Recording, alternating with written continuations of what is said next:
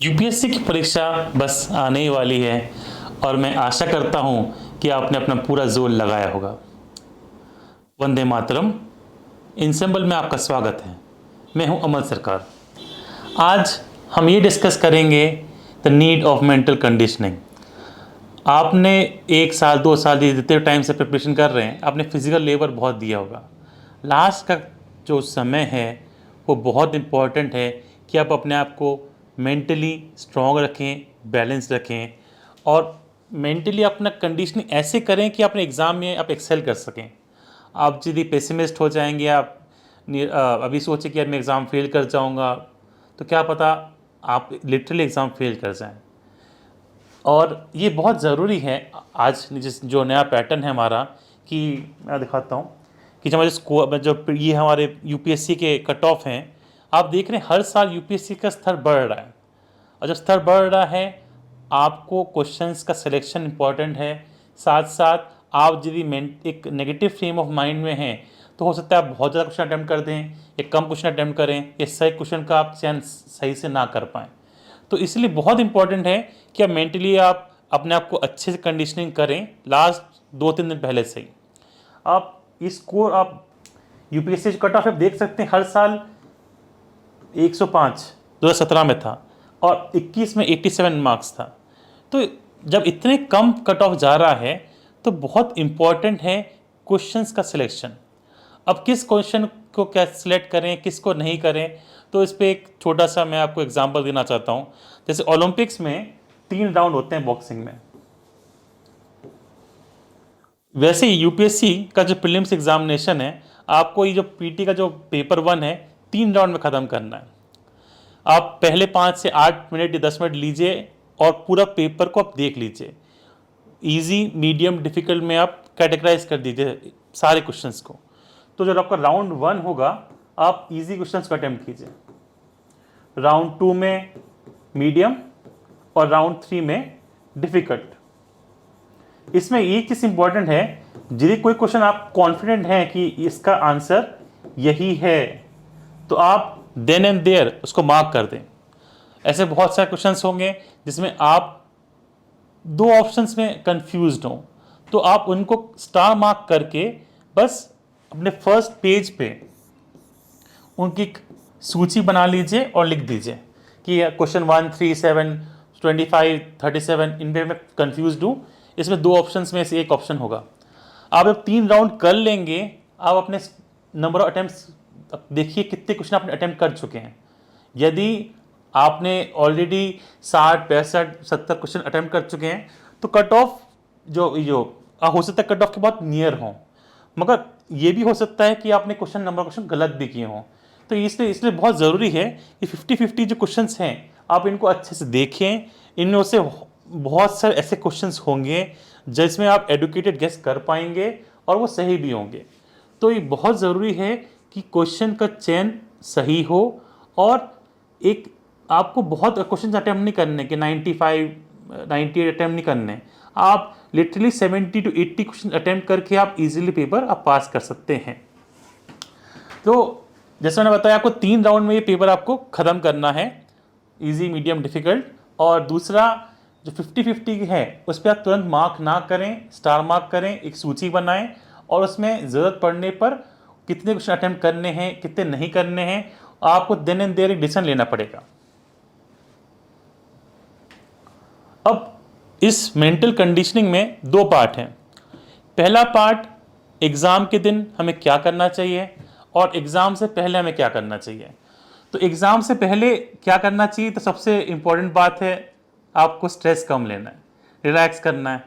तो इसे कहना तो बड़ा आसान है कि रिलैक्स कीजिए, स्ट्रेस कम लीजिए, मगर इसके साथ साथ आपको कुछ बातें ध्यान रखनी है। Do not read something new, कुछ नया ना पढ़ें। यदि आप कुछ नया पढ़ते हैं, तो इसका मतलब ये है कि आप अपने क्रूशल टाइम में जो आपने चीज़ पढ़ी हुई है, इसको आप रिवाइज नहीं कर पा रहे हैं। और दूसरी बात, आप कुछ नया पढ़ रहे हैं तो आप एक कन्फ्यूजन का स्कोप रख रहे हैं। तो इसलिए इंपॉर्टेंट है कुछ नया ना पढ़ें। साथ साथ हमारी प्रवृत्ति होती है मिस्टेक्स को रिपीट करने की।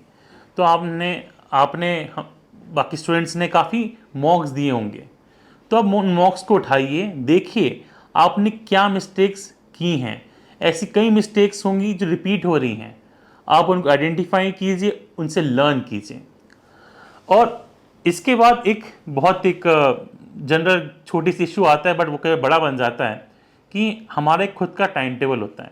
जैसे हम सुबह 10 बजे उठ रहे हैं, रात भर पढ़ रहे हैं या दोपहर में सोते हैं, हमको अपना टाइम टेबल यूपीएससी के अनुसार ढालना पड़ेगा। आप एक रात पहले ट्राई करेंगे तो नहीं होगा। जैसे मेरा पहला जब अटैम्प्ट था, मैं रात को 3 बजे सोता था, तो मैं जस्ट एक रात पहले मैं 11:30 बजे सो गया और लिटरली मुझे नींद नहीं आई। मैं सोया फिर 3-3:30 बजे। सेंटर मेरा दूर था, मैं हार्डली 2 घंटे सोया, मैंने एग्ज़ाम दिया। थोड़ा सा शायद कम नींद की वजह से 1 या 2 ढाई नंबर से मेरा कट ऑफ रुक गया।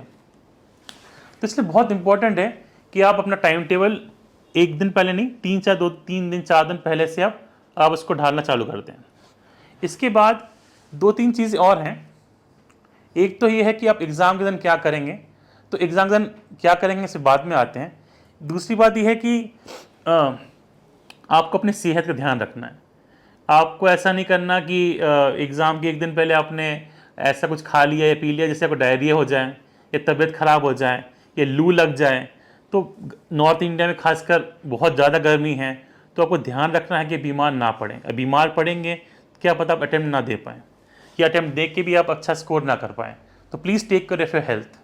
अब हमारे समाज में यूपीएससी प्रिपरेशन में ऐसे बहुत लोग मिलेंगे आपको, वो कहेंगे क्या तुम नहीं कर सकते, तुमसे नहीं हो पाएगा। ऐसे लोगों से अवॉइड करें। हो सकता है कि ऐसे लोग आपके बेस्ट फ्रेंड्स, आपके रिलेटिव्स, आपके फैमिली मेम्बर्स भी हों। 2-3 दिन की बात है, थोड़ा अवॉइड करें, क्योंकि नेगेटिविटी हमें इन्फ्लुएंस करती है, सेम वे पॉजिटिविटी भी इन्फ्लुएंस करती है। तो हमें पॉजिटिव फ्रेम ऑफ माइंड रखना है, हमें अपने आप में बिलीव रखना है कि हम ये कर सकते हैं। आप अपने आप में बिलीव करेंगे हम कर सकते हैं, और नहीं कर सकते हैं, दोनों बिलीव में आप यकीन मानिए कम से कम 5 से 10 नंबर का अंतर आ जाता है। ये बेयर मिनिमम कह रहा हूं मैं, जस्ट एक छोटा सा मेंटल कंडीशनिंग की वजह से। तो बहुत इंपॉर्टेंट है आपका फ्रेम ऑफ माइंड, आप क्या सोच रहे हैं, पॉजिटिव हैं कि नहीं हैं। अब इसके बाद प्लान योर बिग डे। अब यूपीएससी, आप जैसा को मालूम है कि सारे डिस्ट्रिक्ट्स में इसका सेंटर नहीं होता। कई बार कई बच्चों को दूसरे डिस्ट्रिक्ट जाना पड़ता है, कभी कभी काफ़ी लंबा ट्रैवल भी करना पड़ता है, 200-300 किलोमीटर। तो जी आपको इतना लंबा ट्रैवल करना है, तो मैं आपको ये मतलब एडवाइस रहेगा कि आप एक शाम एक रात पहले ही पहुंच जाएं। यदि आपका कोई रिलेटिव, कोई दोस्त है या कोई होटल है, आप वहाँ स्टे करें। सुबह का टाइम इतना लंबा ट्रैवल अवॉइड करें, सेंटर देख के आ जाएं। कभी कभी ऐसा भी होता है कि गूगल में आपने सेंटर देख लिया, और कभी कभी गूगल में सेंटर जो मार्क किया होता है गलत भी हो सकता है, वो आगे पीछे आधा 1 किलोमीटर ऊपर नीचे हो सकता है। तो इसलिए फिजिकल वेरिफिकेशन भी ज़रूरी है। साथ ही साथ यदि आपका सेंटर आपके शहर के अंदर ही है या पास में है और वहाँ पे ट्रैफिक लगता है बहुत ज़्यादा, तो आपको वो सारे पॉइंट ध्यान रखने पड़ेंगे। या आप गांव में रहते हैं, आपको बस से आपको शहर जाना है, आपके संडे को यदि बस नहीं चलती, तो आपको सारी चीज़ें प्लान करनी पड़ेगी कि आप जाएंगे कैसे।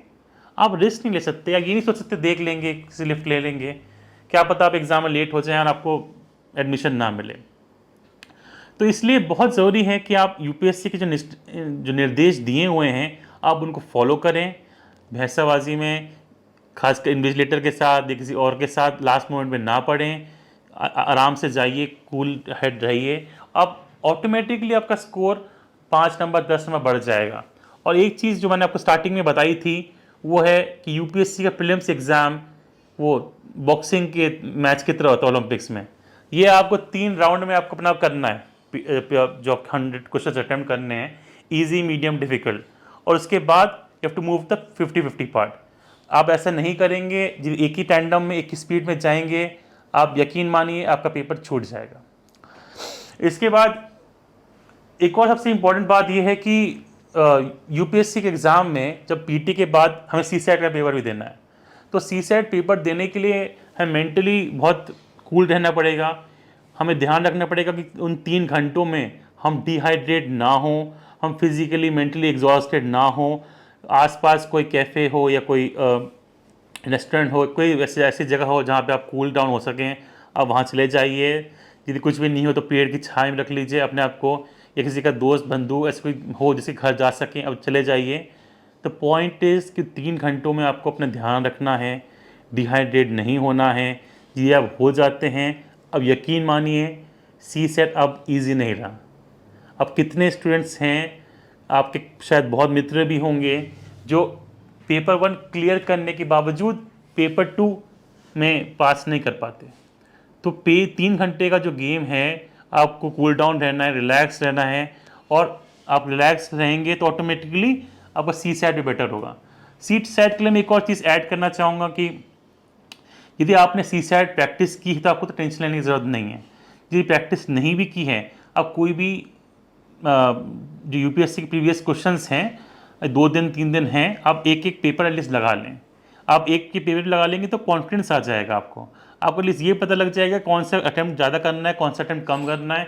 और जैसे मैथ्स हुआ, आप मैथ्स में आपको क्वेश्चन बनेगा या नहीं बनेगा, यदि बनेगा तो आपको मालूम है कि ये सही है क्वेश्चन मेरा। सो ऐसी रीजनिंग में क्वेश्चंस, कुछ टॉपिक्स ऐसे हैं जो रिपीटेड आते हैं, आप उन पर ध्यान रखिए।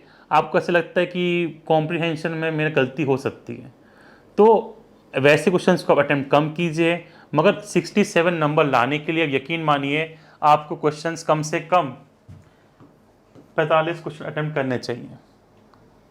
आप यदि 37 क्वेश्चन अटैम्प्ट कर रहे हैं या 38 क्वेश्चन अटैम्प्ट कर रहे हैं तो थोड़ा रिस्क हो जाता है, क्योंकि आज के पेपर, सी सेट के पेपर में गलतियां बहुत होती हैं। सोल्यूशन की जो आती है, इवन जो अलग अलग इंस्टीट्यूट्स देते हैं या यूपीएससी देता है, even for the matter paper 1 के लिए भी, वैसे बहुत फ़र्क है। वैसे ही जैसे मैं सोल्यूशन की बात कर रहा था, आप वो 3 घंटे जो गैप है, आप उसमें गूगल करना मत बैठिए, या कोई इंस्टीट्यूट वाला यदि पेपर बांट रहा हो, आंसर की बांट रहा हो, प्लीज़ इसको मत देखिए। पेपर अच्छे से दे दीजिए, पेपर 2 कंप्लीट कर लीजिए, उसके बाद आप अपना सोल्यूशन की गूगल करना, ये करना, वो कीजिए। तो इन चीज़ों का ध्यान रखिए, और आप यदि, मैं आशा करता हूँ इन चीज़ों को ध्यान रखेंगे तो आपका स्कोर उसी सेम प्रिपरेशन के साथ कम से कम 5 से 10 नंबर बढ़ जाएगा। तो मतलब फोकस से इम्पॉर्टेंट है पॉजिटिविटी, एक फ्रेम ऑफ माइंड। आप ये सब चीज़ें आप कर सकते हैं, आपको ये एटलीस्ट बिलीव करना है कि आप कर सकते हैं। आप बिलीव करेंगे, स्कोर बढ़ेगा। तो मेरी तरफ से और इंसेबल की तरफ से बेस्ट ऑफ लक। हम इसके यूपीएससी के आंसर की भी निकालेंगे, तो आप अपने जब सी सेट का पेपर दे दें तो हमारे वेबसाइट पे भी आप इसके आंसर की आप ढूंढ सकते हैं। साथ साथ हमारे फेसबुक और इंस्टाग्राम पेज में भी इनके आंसर की आ जाएंगे। धन्यवाद। To have more such discussions and analysis, subscribe to our channel and hit the bell icon for notifications on our upcoming videos.